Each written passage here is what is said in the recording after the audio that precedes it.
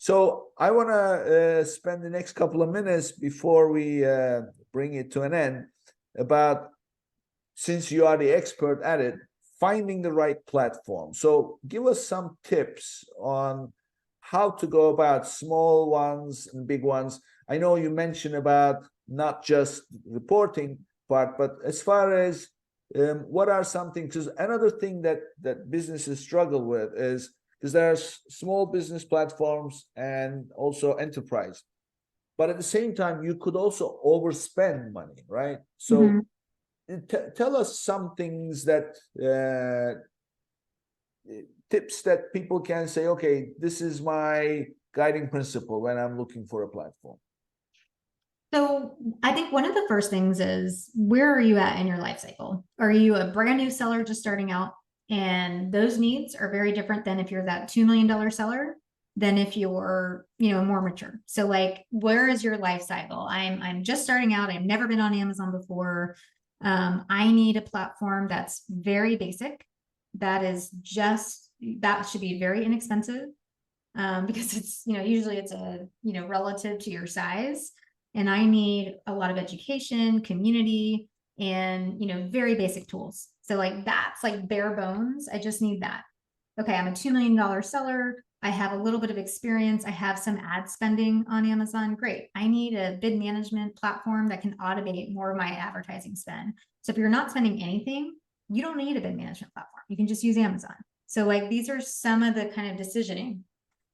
We say at PackView, like, when you're ready to, you can graduate from like a Helium 10 Atomic platform, which is more automated, to a PackView. And where we have like this threshold, it's an imaginary threshold because it's not a rule, but when you're spending something around $200,000, $300,000 in advertising a year, that's when you could, move over to more of our enterprise platform. So it's more of the bells and whistles and things like that. So I think one is, are you brand new, just starting? Two is, okay, are you advertising? Are you actively spending money? Are you leveraging more than just sponsored products? Are you using sponsored brand? Are you using DSP? Like, are you really leveraging the full suite of Amazon products? These are some questions to ask yourself to then understand, how much of a bells and whistles do I need versus like a bare bone basic platform. And then the other thing that's kind of happening in our ecosystem too is, whereas before there were a lot of point solutions. So like, brands and sellers were using like 10 different tools, one for, brand protection, one for this, one for that, advertising. There's been a lot of consolidation, a lot of M&A, and a lot of partnerships. And so instead of having to have a platform and have 10 different touch points and 10 different people you pay, having platforms that offer more services in one, you don't have to use it, but just having the offering where it's like, oh, I can add brand protection, I can add revenue recovery, I can add things like this as I kind of grow. That's a better thing to have, because then you don't have, it's less touch points, less management, less people to have to manage. And one of the things I think is important too, that I like to think about is, see where the tools are today and think about the team that you're working with. Are they innovative? Are they bringing things to market quickly? Because it's almost the promise of the future, given how quickly things are happening. And I think that's one of our strengths. We've always been first to market. We've been having a very tight relationship with Amazon so that we can get these APIs, we can get betas, we can launch it to market quickly. And so looking for people who have that type of relationship where, if there's a new feature or a new product that you want to use, it's going to be in that tool as soon as it launches. And so those are the important things to think about. It's not just what you have today, but it's what you are going to have tomorrow, to feel confident that they're going to be able to help you. Okay, well, that's a good tip. Speed is important because time is money, right? So when something is available, somebody is taking advantage of it. Yeah, I mean, it's true.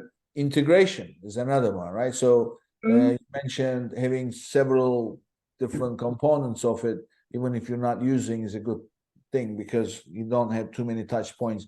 And ultimately, I think at some point, I mean, now we have APIs and things, but ultimately everything needs to be connected, right? So with your accounting, your inventory, and Amazon and Walmart, and then it's a complex world. And when you are passing data from one to the other, it's best that it's automated because the speed, the human errors, and everything else.